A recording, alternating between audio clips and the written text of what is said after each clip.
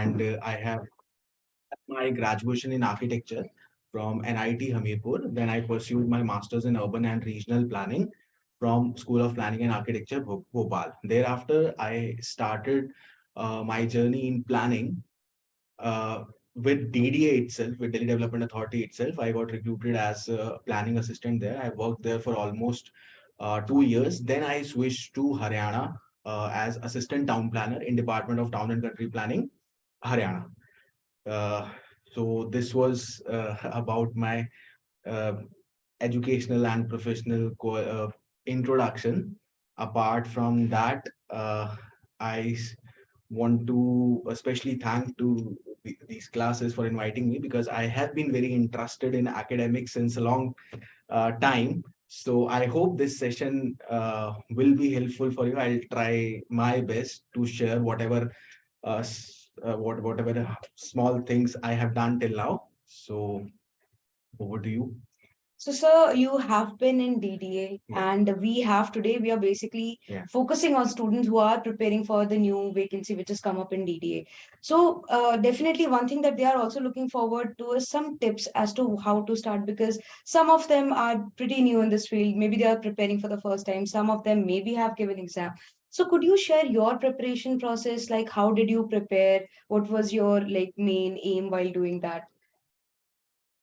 I'll be very happy to share what I have done, but the first, as we all say, that first step is the most difficult step to take. So I'll start by saying that I'll tell what I have done, but you should not try to copy anyone, because the situation and the dynamics is different for everyone. So the intent has to be kept in mind, but the process has to be different for everyone, because one size does not fit all, Exactly. as we already know. So I'll say that the pattern of the recruitment exam is different in every, if it is a state exam, it will be different. If it is a DDA exam or any other central exam, it is going to be different. But the basics always remain same. So the first thing that you should focus upon are the basics. For example, like we all study, we all do, or we already had studied for GATE exam, right? So I think the preparation that we do there makes a ground for the preparation of the other exams as well, because you go through the basics thoroughly in those exams. So what I say, you should always start with the basics of the GATE exam. That will really help you, because it does not only give you knowledge, but it also gives you a temperament to attempt an exam. Because for example, if you start practicing, what we generally do, if we start with history, so we keep on doing history for 2-3 days, then we shift to another subject, then we keep on doing it for a week. So what happens is, the first subject that I have done today, its turn will come after 5 weeks. So in the meantime, you will not be you will not be associated with the facts you studied on the first day itself. So what happens? But when you attempt an exam, what happens is, the first question is from the history, the second question is from the building services, the third is going from the urban planning. So you should be familiar with changing that changing that strategy as fast as quick as you can. So it will be good if you study at least 2 to 3 subjects in a day itself. So you don't get the surprise of a transition in the exam itself. So you do a subject from core architecture, then after 2 hours you do a subject which is somehow distant from the architecture. For example, there are going to be some questions which will be from urban design maybe. So urban design is not exactly architecture, but you'll be having some questions from that also, right? So if you prepare in this way, it will be easier for you to attempt the exam. So, sir, basically, just to make it in a gist, sir is saying that have a little bit diversity. That will make your studying also Absolutely. interesting. Yeah. Okay. So I think also one of the motivation for students is, is imagining that beautiful government office and government, definitely very prestigious organization in itself. But somewhere the tag, Sarkari Naukri, that kind of attracts everybody. So I think one more thing which people should have, and aspirants especially should have a little bit of clarity, is the job profile as to what are we going to do once we get into DDA. So can you just what was your, like, obviously you were in the planning field, a little bit will be different, but organization is because same. whenever you work in DD or any other organization, nobody work in silos. For Exactly. example, if you are working as a planner, so you will be having coordination with all the departments that that organization have. Or most importantly, when you work, as you said, in a sarkari office or in a government job, you will be having interdepartmental coordinations also. So you will not be only working in one building or in one setup itself. The one thing that you will also get exposure uh, to the other to the whole of the government setup, as you can say. For example, if some building is going to come up in your study field or in your field area, which is related somehow to the museums. So because you have been given the responsibility of designing that museum, so obviously you will be doing the architecture, but you will also be coordinating with the parent department which actually deals with archaeology or those fields. So getting that exposure is also an added advantage of working in any government organization, not just DDA. So uh, otherwise, what happens is if you are working in a firm or any other private consultancy, uh, if you work, for example, if you work for a year on another year in a particular domain, for example, if you are into designing malls or if you're designing into hospitals, so for the rest of the life, there is a great possibility that you will be doing that only. But that's not going to be the case in a government setup, because you will have to maintain with the policies that are going to come, the changes that are going to come. So it will not be it's not be a choice, but it will be an imperative. You will have to keep going and changing yourself as per the needs or as per the political setup itself. So that is an added advantage that you can have in a government setup.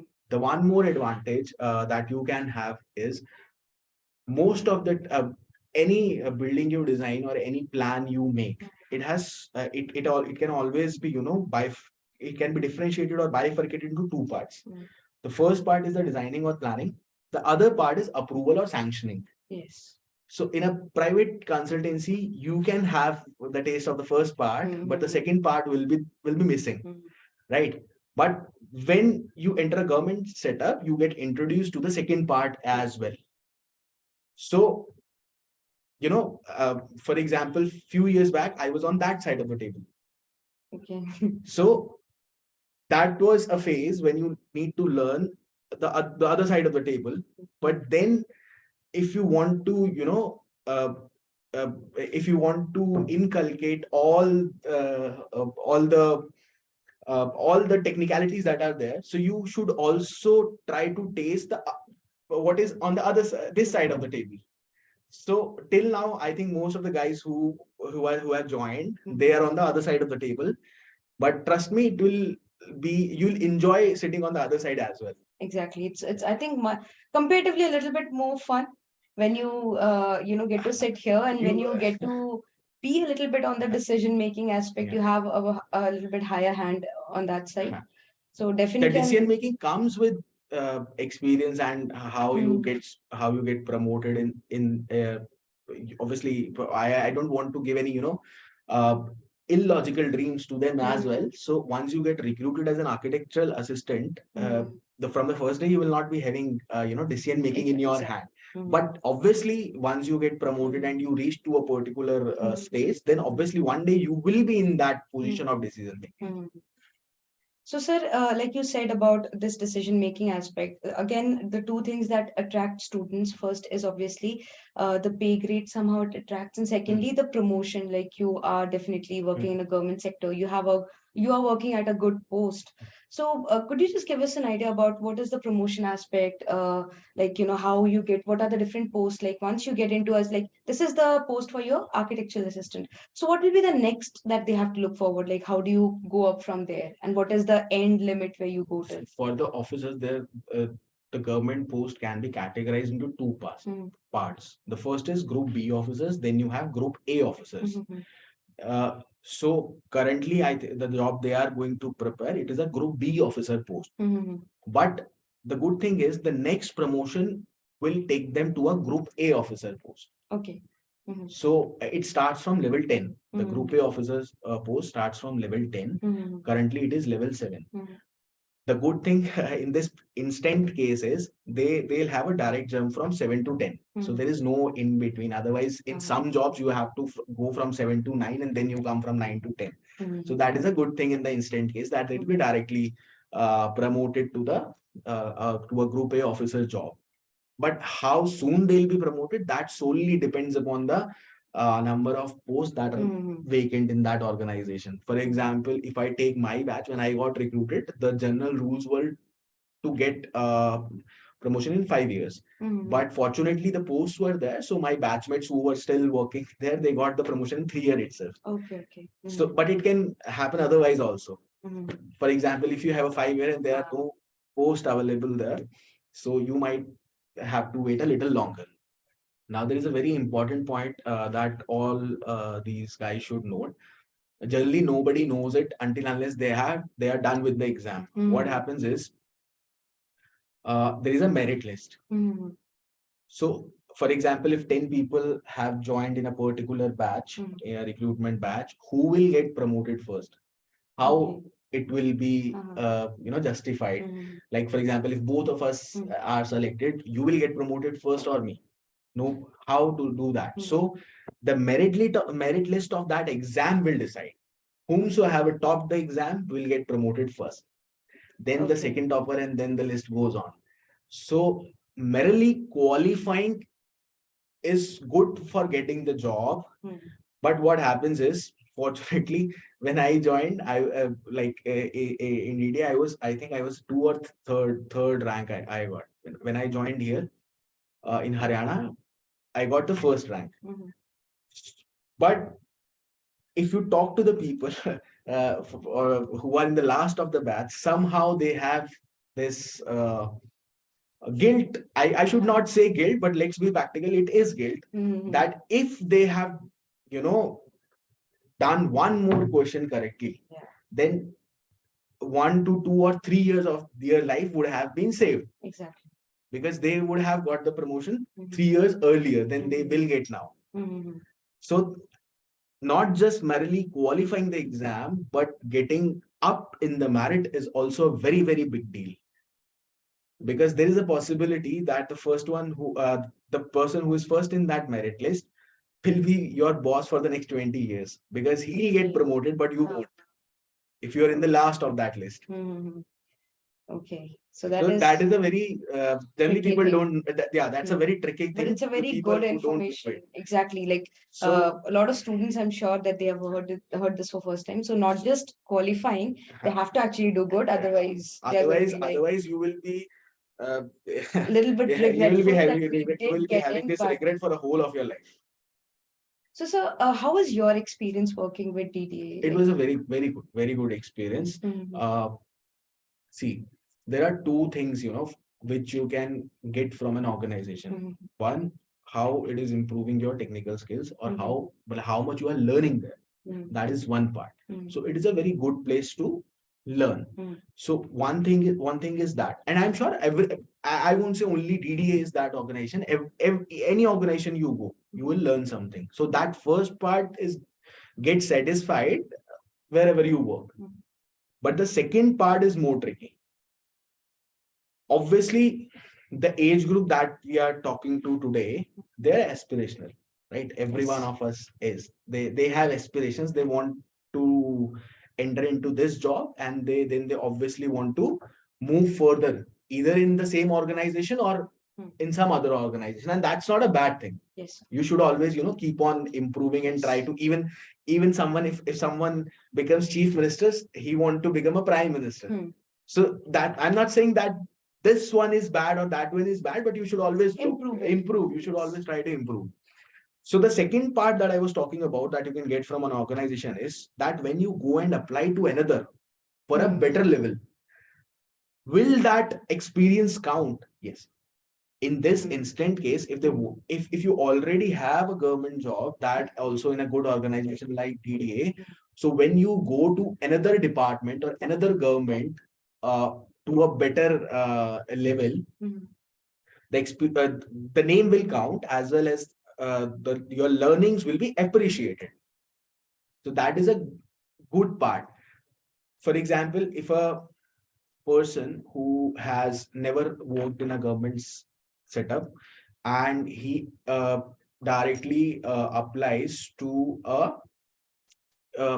high rated group A job, so until unless he has done something exceptional, he will not be given preference over a guy who has some experience in the government setup. Exactly. So from that perspective also, I think it's a very good opportunity. So because today it's architectural assistant, but tomorrow even DDA might have assistant director architecture exam. It's also direct recruitment only. Yes, So if they've already had this, obviously this is going to pay. It's like an investment also. So I think from that perspective also, people should, or these guys should try to think. Okay, sir. So, like when you prepared for DDA, so while you were you working at that point of time? Were you preparing for DDA, or was it like alongside your masters or after your masters? For some part, it was alongside my masters, and for some part, I was working. Okay, so again, one of the questions that come to people is, because a lot of them aspirants are working also, how to manage that work and study balance, because some people are working since maybe 2 years, so they've completely cut that continuity is cut. Also, some people are just like you, they have just done BR, and after that maybe, because when you go for gate you have a little bit of preparation, that base is built, so you do have a little bit of idea. But then people who start working after BR, they don't have that continuity of studying. So they have this question that how do we bring us back to that phase where we can, focus for 2-3 hours straight a day at least to, get good marks. That is bare minimum, I feel, because the competition is very, very tough. And a lot of people are giving these examinations. So how would you suggest any tips for that to do that management? When I was preparing for DDA, I was, as I already told, I was for a long time I was in the college, so it was comparatively easier. But when I prepared for my current job, then that at that time I was working in DDA. So I think that would be more appropriate to share my experience from that perspective. What happens is, as I already said, because you have a limitation of time, you can't give 8 hours of study as a person who is in college can do, because you have work to do in your office, right? So you should be, your focus should not, I don't know if I should be saying this, but for example, if when you are playing, let's say any game, cricket or table tennis or anything, any sort of sport, so when you are practicing, your focus should be on gaining skills. But when you are playing in a match, the focus should be on winning the game. Yes, true that. Right? You should follow the same strategy when you are preparing for an exam. You should not, that's why I say I should not be saying this, but this is true. When you are studying for an exam, the focus should not be only upon gaining the knowledge. The focus should be more on how to get maximum marks out of that exam. Exactly. So because that is what matters, because you have to win the game. Merely gaining the knowledge is not going to work. So I think that is more important. But now the next question which arises is how to do that. That is more relevant thing to understand. So for example, if you practice 2-3 mock papers, you get to understand how much deep the examiner can go into a particular topic. See, knowledge of that particular topic is endless. For example, if you are studying your urban planning subject, you have thousands of books on urban planning. Now, if you start reading 1,000 books, you will not be able to clear the exam. So selecting how much to study is the first step towards time management when you are working, because there is no limit. You start studying a subject, it's endless, but how much to study, that is uh, uh, more important to do, or to Salik. So you should always uh, even if you are doing self study, you should always first try to assess how much uh, portion is comes from a particular topic, how much time should I devote to a particular topic, and uh, which is my strong part. So generally what happens is, when I talk to people, what they do कि ये तो मुझे आता है, तो ये वो छोड़ देते हैं, और जो नहीं आता उस पे फोकस रहता है, because if you see from a perspective वो भी ठीक है, बट व्हाट हैपेंस इज कि जो नहीं आता, you already have a limitation of time, तो वो भी 100% तक नहीं पहुंच पाता। जो आता था वो 100 था, but you have never devoted time upon it, because you had you had a image that ये तो मुझे आता है, तो जो वो 100 था वो 100 से 70 पे आ जाता है। So ultimately you stand on this flat 70, 100 कुछ भी नहीं हो पाया। बट जब exam, when you will attempt the exam, तब वो रियलाइज होता है कि यार जो आता था कम से कम वो तो अच्छे से कर लेते। Because see, if let it be any exam, this is, again, I should not be saying this, but architectural exams are not that difficult in general, but if you compare it with the other exams as well, you don't always have to score 100%. Exactly. अगर 50-60% भी score होता है, you see the marks of any topper, वो 60-70% से ज्यादा नहीं होता किसी कॉम्पिटिटिव एग्जाम में। Exactly. तो कहीं ना कहीं अपने, sometimes people have this temperament कि अगर हम करेंगे तो बहुत अच्छे से करेंगे, वरना नहीं करेंगे। अब उस 100% के चक्कर में क्या होता है कि देर आर अगर सब टॉपिक्स वाइज जाएंगे तो आई थिंक 40-50 सब टॉपिक्स हैं हमारे। एक बेसिक आर्किटेक्चर प्लानिंग का कोई भी एग्जाम होता है तो उससे कम नहीं होंगे। So you can not achieve 100% in 40-50 topics if you are working. Even if you are not working, even if you are in college, being master in every topic is not possible. So you should not go by the strategy of having 100% marks in every topic, but you should have a strategy of getting at least 60% to 70% overall. From that point of view, you will win the game. Okay. So basically, that is also one of the concerns, that often people get very scared that there are so many students, but they don't focus on the fact that not everybody, like it's somewhere like, everybody is thinking the same thing. There are so many students and they are getting intimidated. I'm sorry, I'm cutting you down on this, but what happens is people have this misconception in mind कि हम तो fresher हैं। ये भी एक बहुत बड़ा डर रहता है। Exactly. कि they are going to be people because this job, I don't think this recruitment will have interview, but a lot of recruitments do have interviews as well as the second step. So what they have in mind is कि return भी हो तो इन्होंने तो बहुत सारे exams already attempt कर रहे हैं, so they have some experience. I am a fresher, मैंने कभी कहीं काम नहीं किया, मैं इंटरव्यू में जाऊंगा, मैं क्या बताऊंगा। But there are people who are working for the last 5 years, उनके पास तो बहुत एक्सपीरियंस है, they will have a lot of things to show in the to the interview committee. Trust me, this is nothing more than a misconception. Even when I got into DDA or Haryana itself, there are a lot of freshers. It's not, it will not make a difference if you are a fresher or if you have experience, because everyone has its strength, everyone has its limitations. Even in the instant case, the experience is not going to matter, but let's assume that there is a job wherein you need some experience. So the person who has who's working for the last 5-10 years in a field, he might score more marks in that bracket, but it has a limit. For example, you can only score maximum 5 marks for your experience.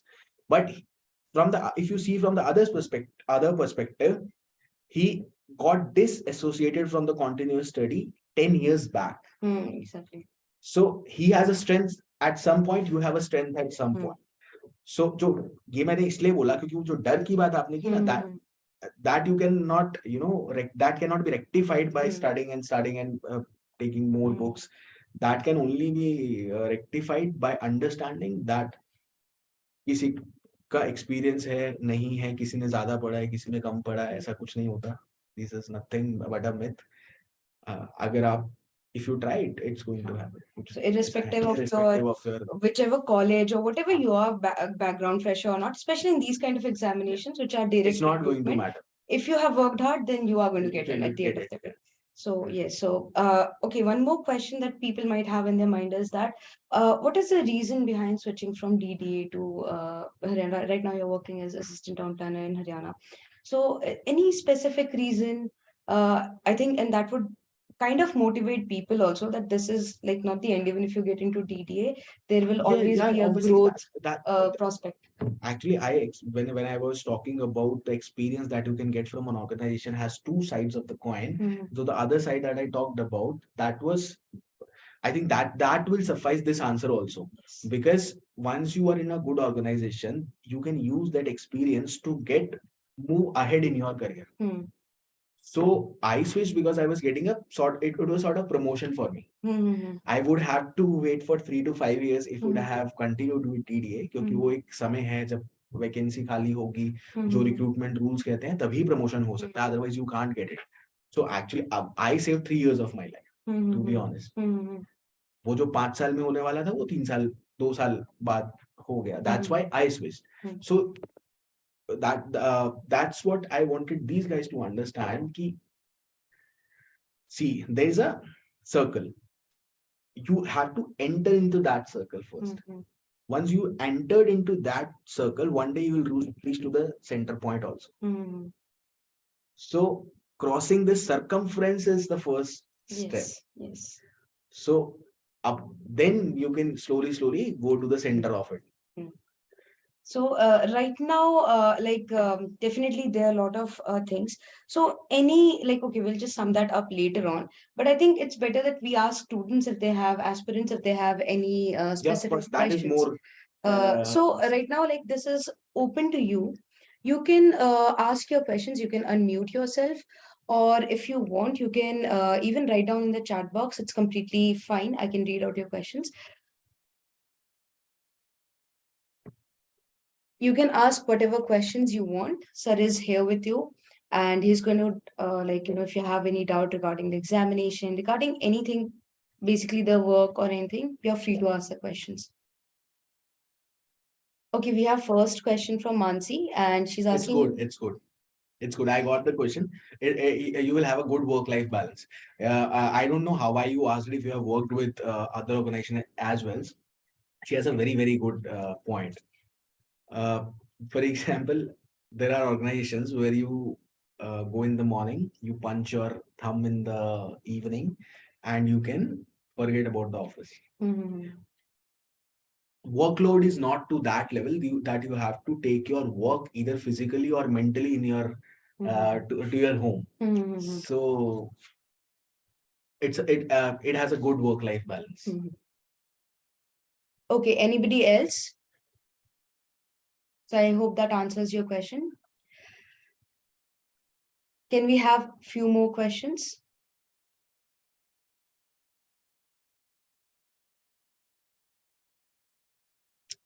Otherwise, I don't know I should be saying this or not, but at this stage of I'm sure they are not they are all young architects or planners only. At this point, you should not be much concerned about this work-life balance. Exactly. I think this it's is a very hyped hustle. It's a very hyped thing. It's a very hyped phrase. Yeah, we are comparatively, I think they all are young right now. It's kind of a age for hustling, and definitely work-life balance does matter. It's I mean, necessary, but I think government organizations generally, I don't think they have that bad of a work-life balance. They have. There are certain organizations, like we are just talking about this particular level. But like obviously, in the instant case, you should not be much worried about it. But in general, you should not be bothered about it at this stage. Okay, no other questions regarding even like sir has cleared 2 examinations. I think you can definitely like just right now 2 I'm saying. Obviously, he has cleared before that also, but you can definitely take a lot of tips as to how to approach this exams. Any strategy for time when we are giving the exam? I guess you should only maintain the temperament because what will happen is there is a possibility if you attempt the first 10 questions, you won't be have any idea. So you should not be disheartened कि पहले 10 नहीं हो पाए तो आगे भी नहीं हो पाएगा. Sometimes what happens is it's all about it's a lot about luck also. I should not be saying कि जिनका नहीं हुआ उनको नहीं आता. So everybody works hard, they prepare code, but sometimes you don't get the things that you study, and it's very difficult to cover 100% of everything, as we already talked. So you should always try to maintain. It's like playing the match till the last ball. So अगर first 5 questions नहीं भी हुए या 10 नहीं भी हुए, so what people do, sometimes I have seen people leaving out of the examination hall कि अब तो हमारा होगा ही नहीं, which is not true, because you only have to score 50 or 60. So never be disheartened. वो temperament जो first question पे है वही last question पे भी होना चाहिए कि शायद वो last वाला होता है, because that last might improve your rank. Okay, so I hope that answers your question, Vishant.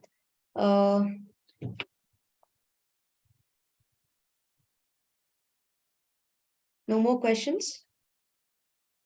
See, maybe by the time they approach the exam, maybe they'll have a lot of questions at that point. There are two possibilities. Either we have explained so well, or otherwise we failed to do so at all.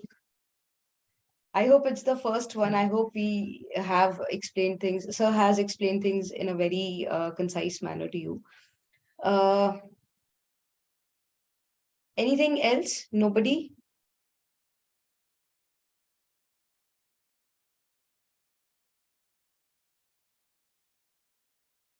You can even unmute yourself and you can ask questions if you feel comfortable doing that.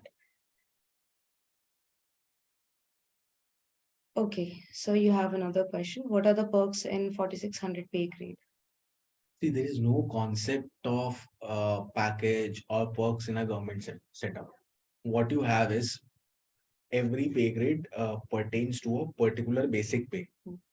For example, 4600, if I'm not wrong, in today's date, it will have around 50,000 basic pay. And on that pay, you get certain allowances.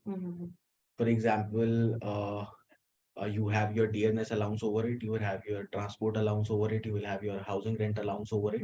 So whatever, and that's how it increases in the government, because after another year, your basic pay will increase. So the component that is going to be loaded upon it, obviously that will also increase.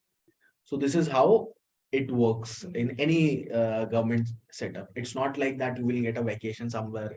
Like you will get it's quite different from the private setup. So I hope that answers your question. Anything else? One perk is good is you have your medical assistance for whole of your life, or and your family itself. That is that's a perk that we can say it is a perk. Is there any chance that the number of vacancies will increase in upcoming as compared to engineering? That's a very subjective, because you don't have that. If you see, proportionate candidates are also not there. In engineering, you have lakhs of people who attend the exam. We don't have lakhs of architecture students itself. Even if you sum up from the first year to the fifth year. So, but in recent years, I guess there has been a lot of vacancies in multiple organizations, because you have a lot of government initiatives which relates to urbanization. So because of that, you have a lot of, for example, you have vacancies in smart cities, you have vacancies in development authorities, in planning departments, architecture departments. Now they are, because the flavor of the season is multidisciplinary learning and multidisciplinary working. So what is happening is now the tourism departments are recruiting planners and architects. Even your fellowships are there. For example, you have, I think there's a fellowship at central level. Then there are various fellowships at the state levels also. So because where these fellows work, they work directly on with the government itself. And we all know that focus towards urbanization is one of the main theme these days. So that's why they have also started recruiting architects and urban planners. So obviously, it has substantially increased in the last few years, as you were saying. So we hope it does increase in future also, but right now we have these 9 vacancies on hand, so I think we can focus on them. Okay, next question is, sir, is it possible to get transfer to other department in the same ministry if someone In the gets instant case you don't have, you can go to deputation, and it's possible in any government department, but that can only happen after a certain period of time, and that period is defined by the recruitment rules of every organization. So you should understand that DDA is an autonomous organization. Mm-hmm. It's a central, it comes under Ministry of Housing and Urban Affairs, but there are two types of government vacancies. If I think I should explain that, that will help them. Yes, sir. There are two type of government vacancies. One, when you are recruited by the government itself. And in the second case, government has made a separate organization, and that organization recruits you. So in the first case, the recruitment is happening in the government. In the second case, recruitment is happening in an organization which is of the government. These two are very different things. So it is the second case. In this case. In this case, it is the second case. Okay, so I hope that answers. Does DDA announces vacancies every year for architecture? It solely depends on the vacancies that are vacant there.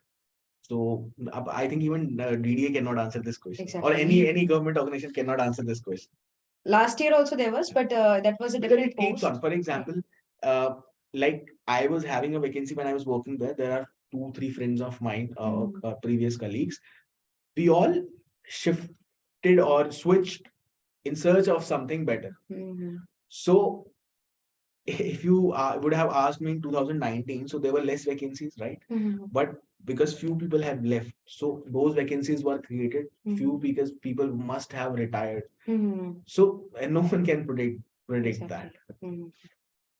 So also one advantage I think which is there for architecture students is sometimes certain planning posts, they also allow BArch students to basically write the exam. So that is a very big advantage that you have.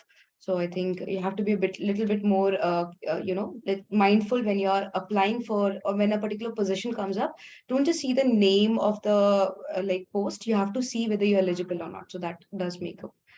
Okay. So any other questions we have?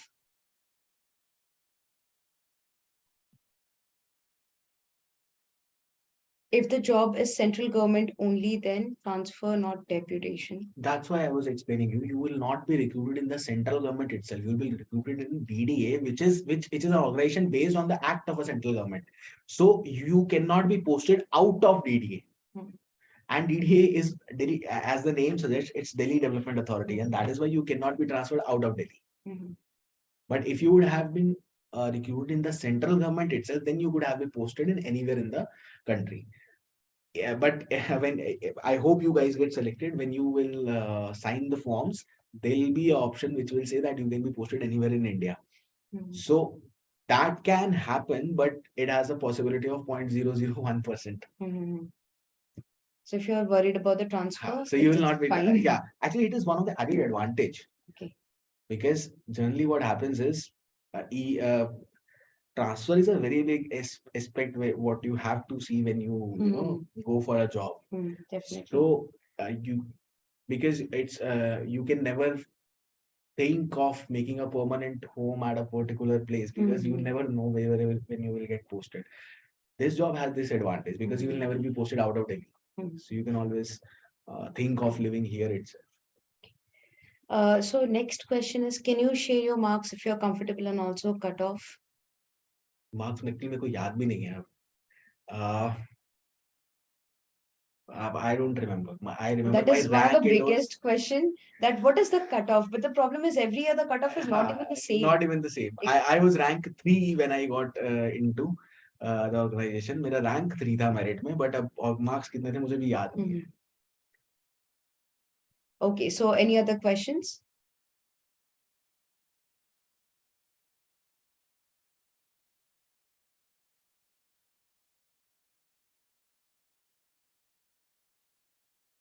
People are very much interested in knowing about the job in depth. more than like the exam part, which is I think very good because that clarity is also required.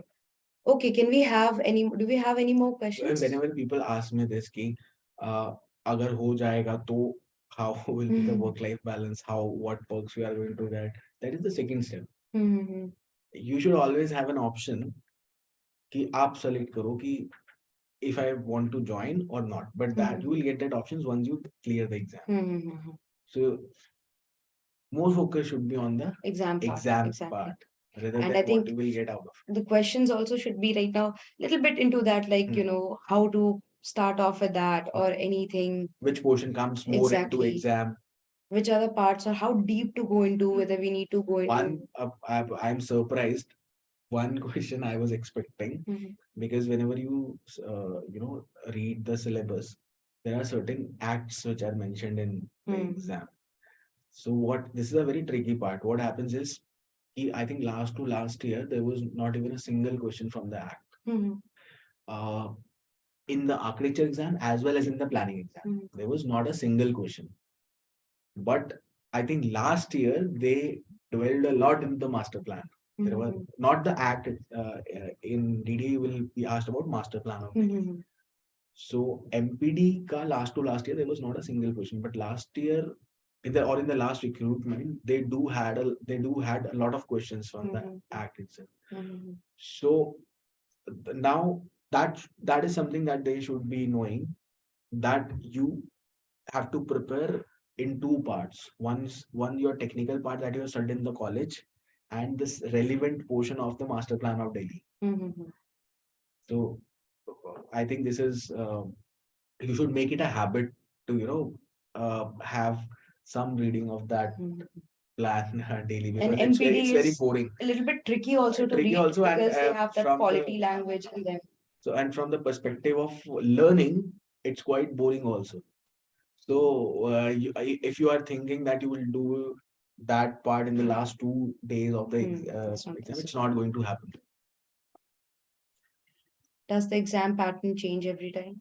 Yeah, it does. It does. Even if they don't say it through the syllabus, but it will change. To make it a little bit more, difficult every time. So that does happen. Any more exam related questions we have? Anything you want to know from sir?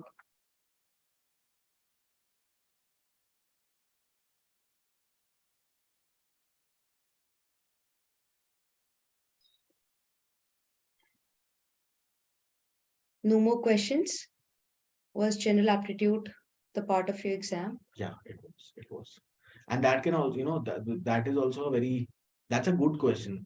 It can either improve your rank or it can either uh, decrease your rank also, because general aptitudes includes your mathematics, it includes your English comprehensive understanding of English language, then you have some general knowledge questions also, and one is your general aptitude that uh, till the level of 10th or matric या 12th तक का जो maths और कुछ problem statements थे वो रहता है.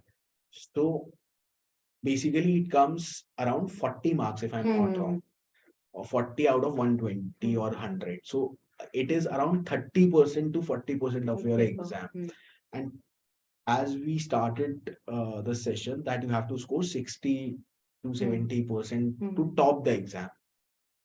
Or agar easy आता है तो 80% to top the exam, right? So if you focus upon that 40% which is going from the general aptitude and you score 50% out of it, so that 50% of the general aptitude part will drastically improve your rank. Exactly.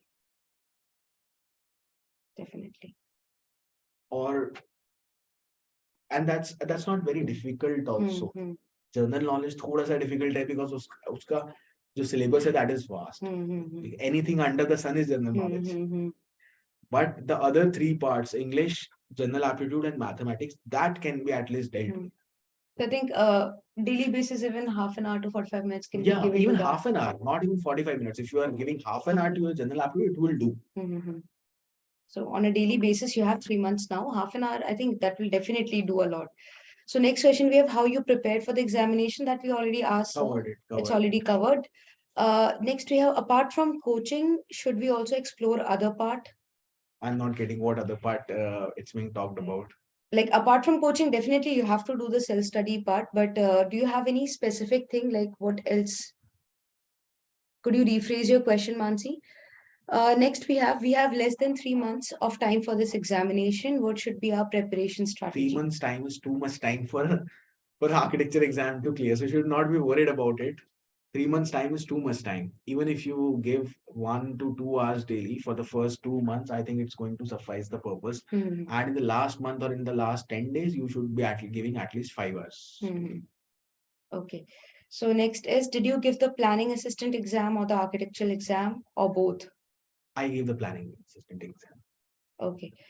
So, Mansi, if you could rephrase your question. Apart from coaching, should we also explore other parts? I think she meant to ask, like, do we need to do our own studying as well? Obviously, and Self-study is, yeah. but obvious, but other part means is whole syllabus covered by coaching. Okay, she's asking whether I the think whole that question syllabus. is to you. Yes, definitely the whole syllabus will be covered from coaching, not just for this part, but for even other examinations. We go through the code, we go through the syllabus and we break down in pointers. So even in the end, if you feel that there are certain things which should be covered in detail, that can be done also. But we cover everything. Like we always go for extra. Like in case something extra is asked, something in depth is asked. So we do go for one pointer extra only. So I think that part you don't have to worry about. Everything will be covered in the coaching thoroughly, but obviously you have to do your part, that you have to keep on revising it multiple times so that you can retain that till the examination. I hope that answers your question as well. We had a lot of questions. I think if nobody has any other questions, then we can definitely.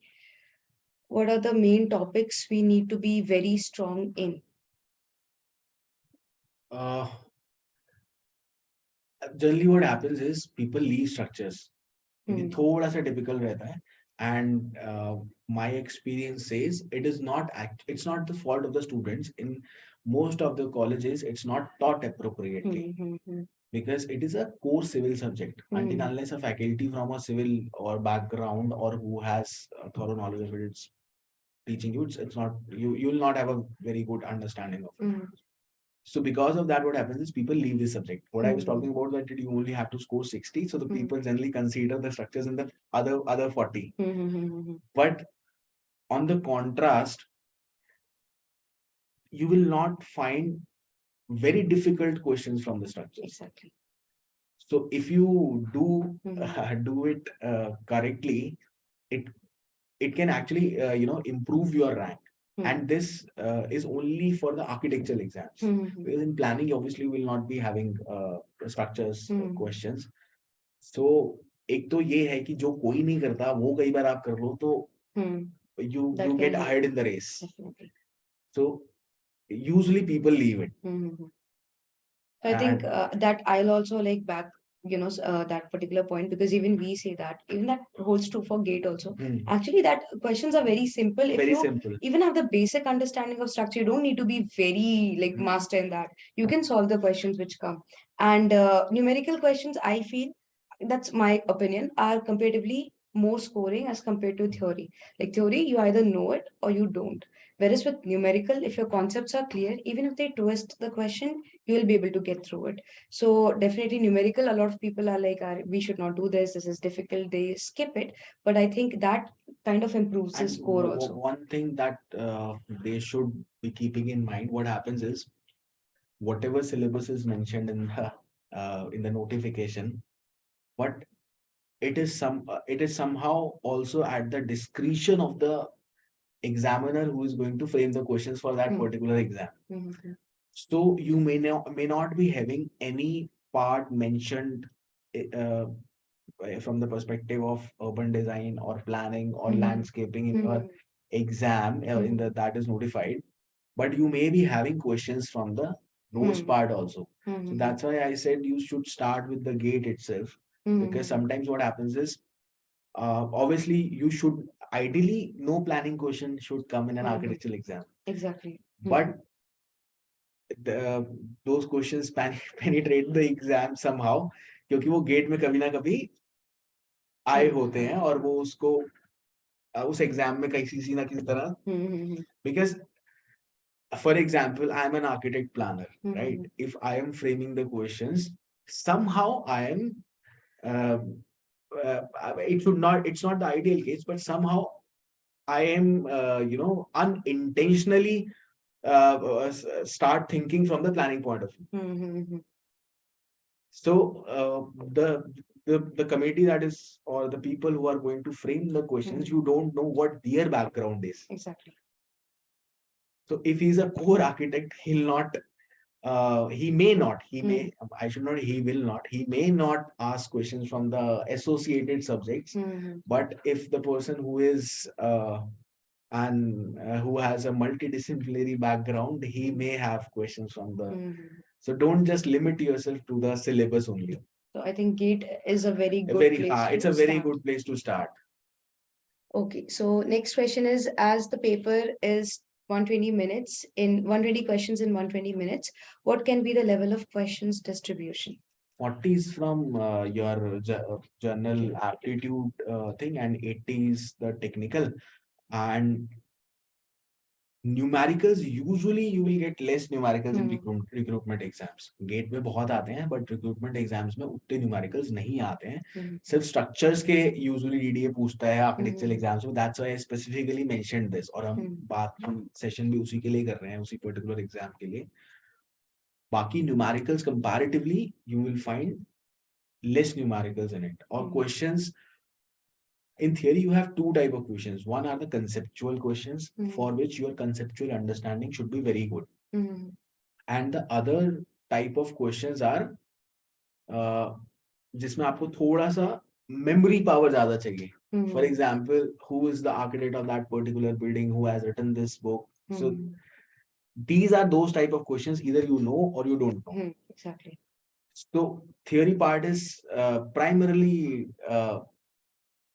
60% you will have conceptual questions, and 40% technical questions. You will have these questions which are solely based on your memory power.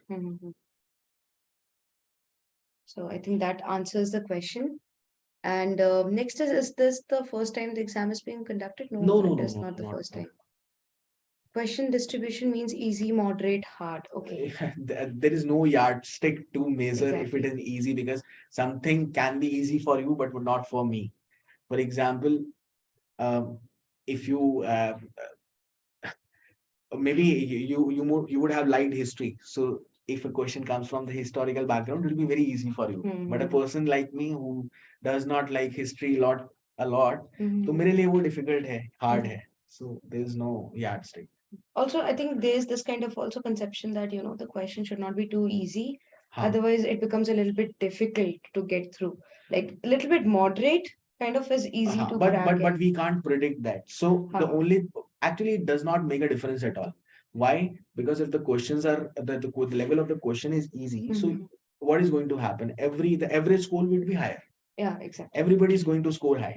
If the level is too difficult, the average score will come down. So ultimately, the 10 people who are going to be there in the top, they will not change. Yes. Only the marks will change. So you should be trying to come in the first 9. You should not be bothered about कि वो आप 80 score करके first 9 में आते हैं या 40 score करके first 9 में आते हैं. Okay, so next is, when was the previous year? Okay, you mean to ask when was the previous? Last year was planning, planning. It was for planning post. I think, if I'm not wrong, it was in 2018 when they had the architectural. No, 2019 they had, I guess. Okay. Around March or April 2019. But how does it matter? Question papers you will be given. You don't have to worry about that. Fine. I think there was one more question that when is the coaching starting? The coaching has already started from 4th. But if you want more information on that, you can definitely contact us. We'll be guiding you through it. Okay. Any more questions do we have? How important is NBC bylaws and URDPFI? It is. It's a good question. Both of them are important. Either it is NBC or URDPFI, or there are certain sections which are related to these bylaws in the master plan as well, master plan of Delhi as well. So you should focus upon that also. NBC is 100 building bylaws. You will 100% you will get questions from building bylaws, and URDPFI as well. Because it's an architecture exam, the more focus will be obviously on the building bylaws than the in general planning guidelines. To you should be there is a chapter in NBC which specifically talks about, I think chapter 12 or 6, मुझे याद नहीं है अच्छे से, which specifically talks about at building level only, in the internal services external. So wo at least that part you should be thoroughly studying. In URDPFI also there is some portion which relates to architecture. So wo bhi you should study. So that answers your question, Roshni. Anything else do we have?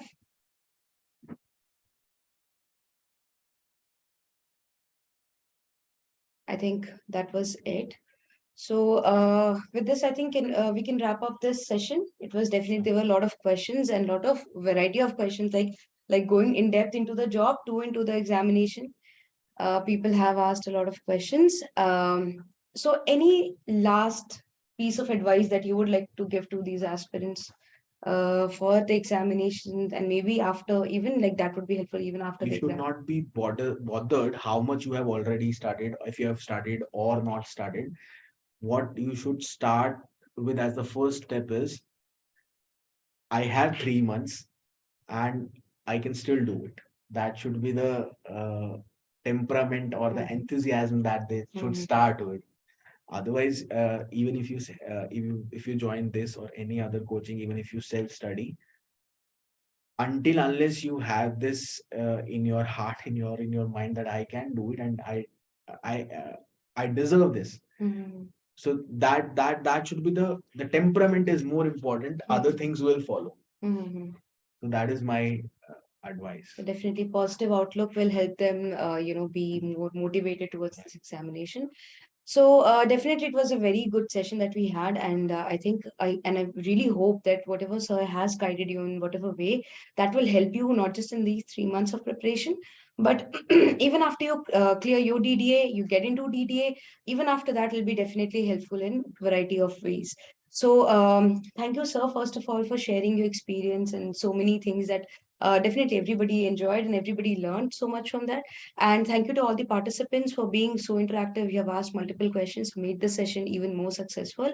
So with this, I think I'd like to wish you all the best for your preparation. Your preparation starts now, and you have to be, I think consistency is the key that we say. Of course. So be consistent and keep on attending the classes. I'm sorry, I'm interfering in Yes, the concluding remarks. Never mind, But sir. Sure. one thing you should also, I don't know if teachers would like it or not, because my advices are generally not endorsed by the teachers. You have 3 months. What some people do, they keep on studying. You also have to take a break sometimes. So study hard and also enjoy hard. Exactly. So that is the key. It should not be a torturous It should not be a experience. torturous And preparation. also, it should be something that you can continue. Like you can study for 5 hours, 1 day, 2 day. That will not help. Take a break for 1 or 2 days, rejuvenate yourself. That will actually increase your productivity. Exactly. So try to follow a routine which is much more practical to follow for not just 3 months, maybe even after that, because studying will never leave your, you'll never get rid of that. You have to do that. So yes, I hope this was helpful to you, and thank you everyone for joining. Thank you, sir, for coming here. And thanks to you for inviting me. So I hope it was helpful to all of you. And with this, we'll end our session. And I hope that you do well in the examination. Thank you, everyone. All the best. All the best to all of you.